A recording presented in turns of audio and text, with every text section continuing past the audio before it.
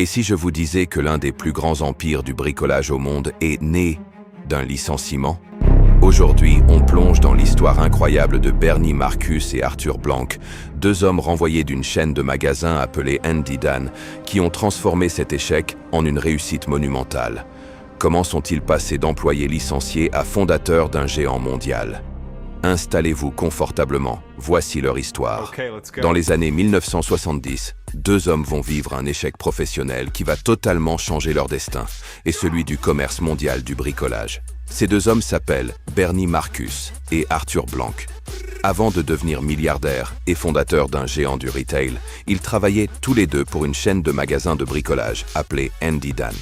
Et c'est justement leur licenciement de cette entreprise qui va déclencher l'une des plus grandes réussites entrepreneuriales du XXe siècle.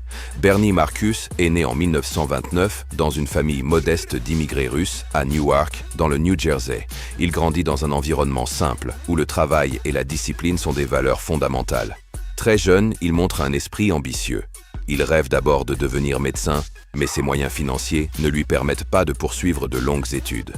Il se tourne alors vers le commerce et découvre un talent naturel pour la gestion et la vente. Au fil des années, il gravit les échelons dans différentes entreprises de distribution. Arthur Blank, lui, est né en 1942 dans le Queens, à New York. Après des études en administration des affaires, il commence sa carrière comme comptable. Organisé, méthodique et analytique, il complète parfaitement le profil plus commercial et visionnaire de Bernie Marcus. Leur rencontre va être déterminante. Les deux hommes commencent à travailler ensemble dans le secteur du bricolage et finissent par rejoindre la chaîne Handy Dan, une entreprise spécialisée dans l'amélioration de l'habitat qui se développe rapidement dans l'ouest des États-Unis. Chez Handy Dan, Bernie Marcus devient rapidement directeur général. Il transforme les magasins, améliore l'organisation et stimule les ventes. Arthur Blank, de son côté, gère les finances avec rigueur. Ensemble, ils forment un duo redoutablement efficace. Les résultats sont excellents et la chaîne connaît une forte croissance. Mais en 1978, tout bascule. À la suite de conflits internes avec la maison mère, les deux hommes sont brutalement licenciés. Du jour au lendemain, ils perdent leur poste et leur stabilité professionnelle. Ce moment aurait pu marquer la fin de leur carrière. Mais au lieu de se décourager, ils décident de transformer cet échec en opportunité. Ils analysent le marché du bricolage et identifient une faiblesse majeure. Les magasins existants sont petits, chers et peu orientés vers le conseil client. Ils imaginent alors un concept révolutionnaire pour l'époque, de très grands entrepôts, proposant un choix immense de produits à prix bas, avec des vendeurs formés pour aider les clients à réaliser eux-mêmes leurs projets. Pour concrétiser cette idée, ils s'associent avec un troisième homme, l'investisseur Ken Langone.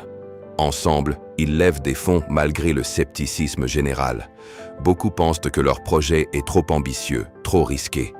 Ouvrir des magasins gigantesques spécialisés uniquement dans le bricolage semble irréaliste. Pourtant, en 1979, ils lancent leur première enseigne à Atlanta, The Home Depot. Le concept est simple mais puissant. Des magasins immenses, un stock colossal, des prix compétitifs et un service client exceptionnel. Les employés sont encouragés à conseiller les clients, à partager leur expertise et à créer une relation de confiance. Le succès est presque immédiat. Les clients adorent pouvoir trouver tout le nécessaire au même endroit, que ce soit pour de petits travaux ou de grandes rénovations. Dans les années 1980, l'expansion est fulgurante. L'entreprise entre en bourse et ouvre de nouveaux magasins dans tout le pays. Bernie Marcus incarne la vision stratégique et l'énergie commerciale, tandis qu'Arthur Blank assure une gestion financière solide. Leur complémentarité est l'une des clés majeures de leur réussite.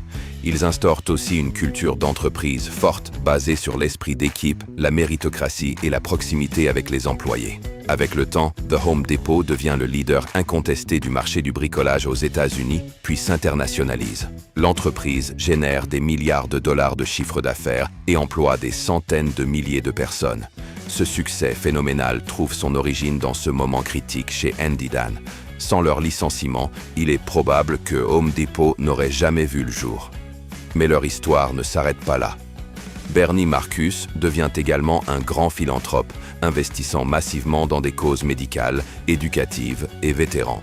Arthur Blank, de son côté, se diversifie dans le sport et devient propriétaire de l'équipe de NFL Atlanta Falcons, ainsi que cofondateur du club de MLS Atlanta United FC. Tous deux utilisent leur fortune pour financer de nombreux projets sociaux et caritatifs. Ce qui rend leur parcours fascinant, ce n'est pas seulement leur richesse, mais la leçon qu'ils incarnent. Parfois, un échec brutal peut être le point de départ d'une réussite extraordinaire. Leur renvoi de Andy Dan, vécu comme une injustice, a déclenché une réflexion stratégique audacieuse. Au lieu de chercher un nouveau poste confortable, ils ont décidé de créer quelque chose de totalement nouveau. L'histoire de Bernie Marcus et Arthur Blank montre aussi l'importance du partenariat. Leur complémentarité a permis d'équilibrer vision et gestion, ambition et prudence. Sans cette alliance, le projet aurait pu échouer.